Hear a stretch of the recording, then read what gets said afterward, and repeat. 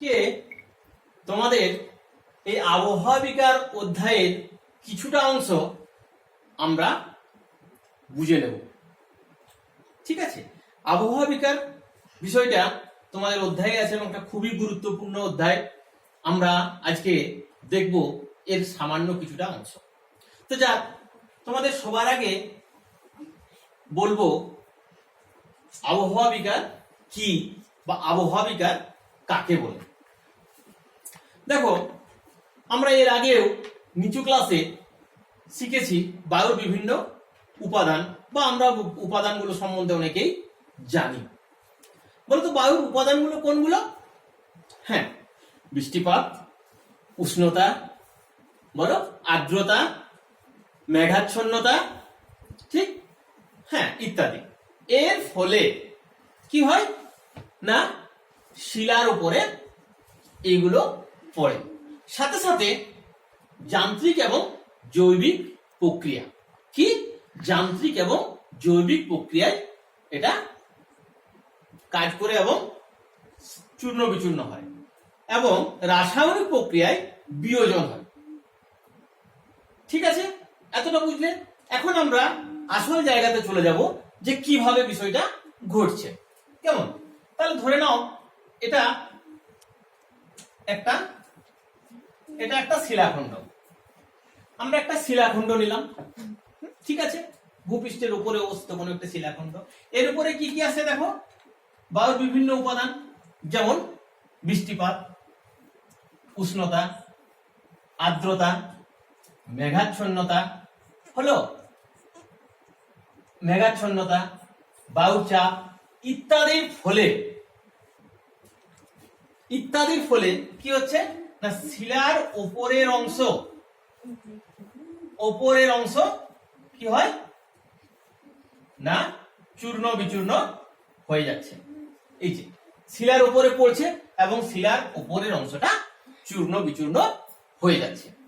এইবার এই যে চূর্ণ বিচূর্ণ অংশগুলো আমরা দেখতে পাচ্ছি, এই চূর্ণ বিচূর্ণ অংশগুলো কিন্তু এই মূল শিলার উপরেই থেকে যাচ্ছে। কেমন? মূল শিলার উপরেই থেকে যাচ্ছে, এবং এই যে মূল শিলার উপরেই চূর্ণ বিচূর্ণ অংশগুলো থেকে যাচ্ছে, একেই আমরা বলবো আবহাওয়া বিকার বা বিচূর্ণী ভবন। কি বললাম? আবহাওয়া বিকার বা বিচূর্ণী ভবন। পরিষ্কার হয়েছে?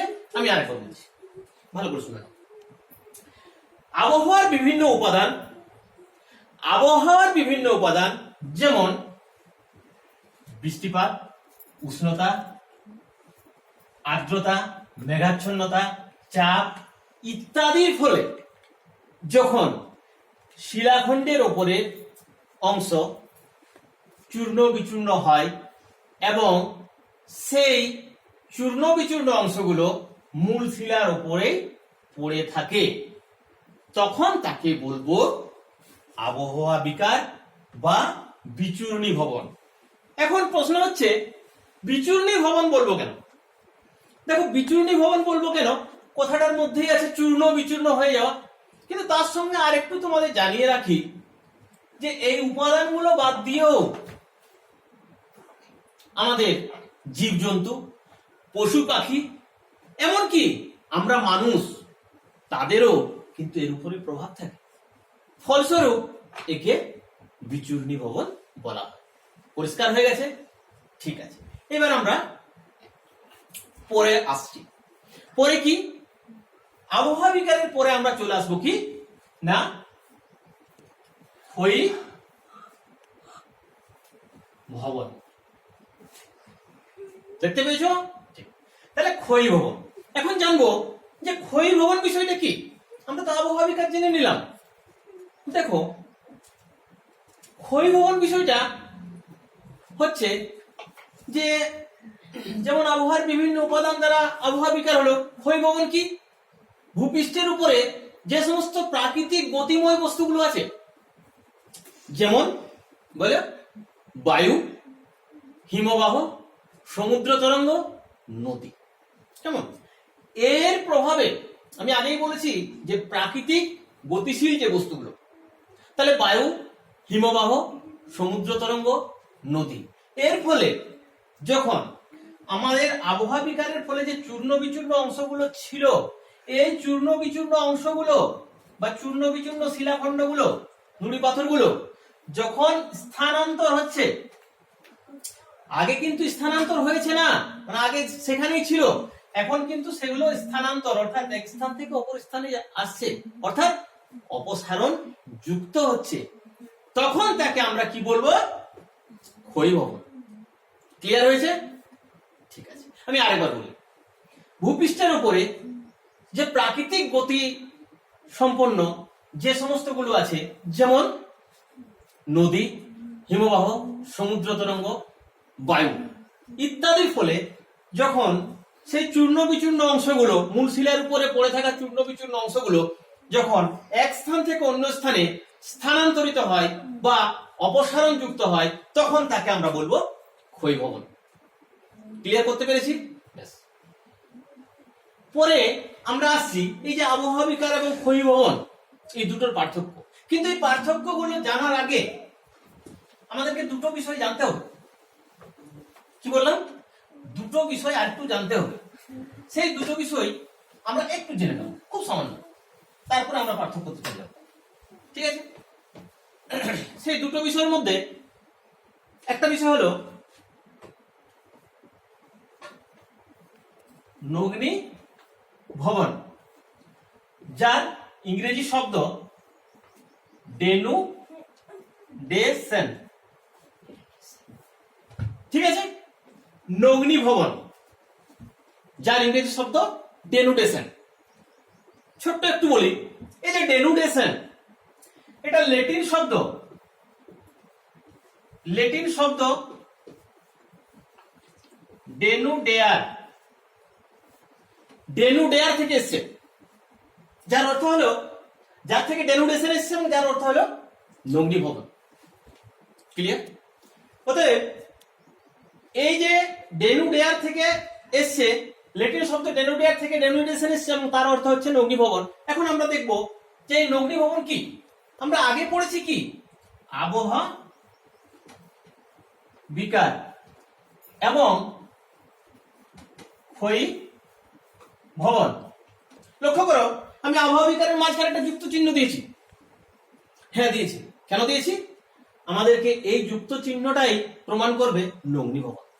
অর্থাৎ আবহাওয়া বিকার এবং ক্ষয়ীভবন, এই দুটোকেই আমরা একত্রে বলবো নগ্নি ভবন। পরিষ্কার হয়েছে? বুঝতে পেরেছো তোমরা? ঠিক। তাহলে আমি আরেকবার বলি, আবহাওয়া বিকার এবং ক্ষয়ীভবন এই দুটো প্রক্রিয়াকে একত্রে নগ্নি ভবন বলা হয়। ঠিক আছে? এবারে আমি বলেছিলাম দুটো, আরেকটা বিষয় জানবো। আমরা এতক্ষণে আবহাওয়া বিকার জানলাম, ক্ষয়ীভবন জানলাম, নগ্নি ভবন জানলাম। এখন আরেকটা বিষয় জানবো, পুঞ্জিত ক্ষয়। পুঞ্জিত ক্ষয়। দেখো, পুঞ্জিত ক্ষয় বিষয়টা কি? ধরে নাও আমার হাতে একটা শিলাখণ্ড বা একটা মৃত্তিকা, অর্থাৎ মূল শিলা বা মূল মৃত্তিকার স্তর থেকে গেছে। সেটা তোমরা বোর্ডেও ভাবতে পারো বা ভূপৃষ্ঠের উপরে কোনো একটা স্থানে ভাবতে পারো। আমরা ক্লাসরুমে আছি বলে এটা আমি বলছি। তাহলে এর উপরে যে প্রাকৃতিক শক্তির ঘাত এবং প্রতিঘাতে বা বায়ুর বিভিন্ন উপাদান দ্বারা কি হয়েছে না, মূল শিলা থেকে বিচূর্ণ বিচূর্ণ অংশ হয়ে গেছে। ঠিক আছে? এই যে চূর্ণ বিচূর্ণ অংশগুলো হয়ে গেছে, এইগুলো অভিকর্ষজ বলের প্রভাবে যখন নিম্নভূমুখী হয় বা অভিকর্ষজ টানের ইয়েতে যখন নিম্নভূমুখী হয়, তখনই তাকে আমরা কি বলবো? পুঞ্জিত ক্ষয়। আরেকবার বলবো, মূল শিলার উপরে বা কোনো একটি মূল মৃত্তিকার স্থলের উপরে যখন বায়ুর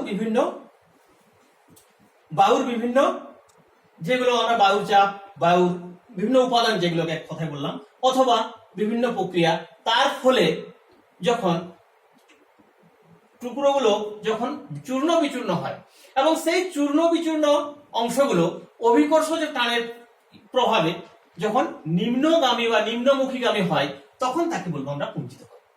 পরিষ্কার হয়েছে? ঠিক।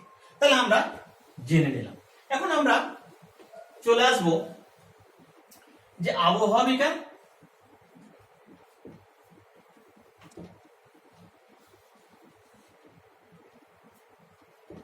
এবং ক্ষয়ভবন, এই দুটোর পার্থক্য আমরা চলে আসবো। কেমন? এই দুটোর পার্থক্য আমরা একবার দেখে নেব। বেশি করবো না, আমরা 2 থেকে 3টে পার্থক্য দেখবো, সেটাই আমাদের মনে রাখলেই যথেষ্ট। দেখো, তোমরা দুটোরই সংজ্ঞা দেখলে, দুটো কাকে করে জানলে, আশা করি তোমরা বুঝতে পারবে। তাহলে 1 নম্বরে আমরা কি লিখবো? যে আবহাওয়া বিজ্ঞান এক স্থান থেকে অপর স্থানে যায় না, অর্থাৎ যে শিলা মূল শিলা তার উপরেই থাকে, অর্থাৎ এটি অপসারণ যুক্ত নয়। ক্লিয়ার? এই ক্ষেত্রে কি হবে? একদম ঠিক, অপসারণ যুক্ত। ঠিক আছে। দ্বিতীয় পয়েন্ট, আমরা দেখেছি আবহাওয়া বিজ্ঞানের ফলে বায়ুর বিভিন্ন উপাদান, যেমন বায়ুর চাপ, তাপ, মেঘাচ্ছন্নতা, আর্দ্রতা, উষ্ণতা ইত্যাদি ইত্যাদি এর উপরে প্রভাব পড়ে থাকে, তাই তো? এই ক্ষেত্রে আমরা কি দেখেছি বলো? গতিশীল উপাদানগুলো, যেমন বায়ু, নদী, হিমবাহ, সমুদ্র তরঙ্গ ইত্যাদি। পরিষ্কার হয়েছে? এই দুটো পয়েন্ট বুঝতে কারো অসুবিধা না। এবার 3 নম্বর পয়েন্ট আমরা চলে যাব। কেমন? 3 নম্বর পয়েন্টটা দেখো কি না, আবহাওয়া বিজ্ঞান একটি ধীর প্রক্রিয়া, ধীর গতি সম্পন্ন প্রক্রিয়া, অর্থাৎ আস্তে আস্তে। এটা তাহলে কি হবে? কি হবে? দ্রুত গতি সম্পন্ন। ঠিক, দ্রুত গতি সম্পন্ন প্রক্রিয়া। এতটা বুঝতে কারো অসুবিধা হয়েছে না? আমি এই পার্থক্যটা আরেকবার বলি। আবহাওয়া বিজ্ঞানের ক্ষেত্রে কি হলো না, অপসারণ যুক্ত নয়, অর্থাৎ এক স্থান থেকে অপর স্থানে যায় না। মনে থাকবে, এটা কি হচ্ছে না, অপসারণ যুক্ত, অর্থাৎ এক স্থান থেকে অপর স্থানে স্থানান্তরিত হয়। নেক্সট, বায়ুচাপ, বায়ু তাপ, মেঘাচ্ছন্নতা, আর্দ্রতা, উষ্ণতা ইত্যাদি বিভিন্ন উপাদান তার উপরে প্রভাব ফেলে থাকে। এই ক্ষেত্রে ক্ষয়ভবনের ক্ষেত্রে আমরা কি দেখলাম? বায়ু, নদী, হিমবাহ, সমুদ্র তরঙ্গ ইত্যাদি গতিশীল প্রক্রিয়া। ঠিক।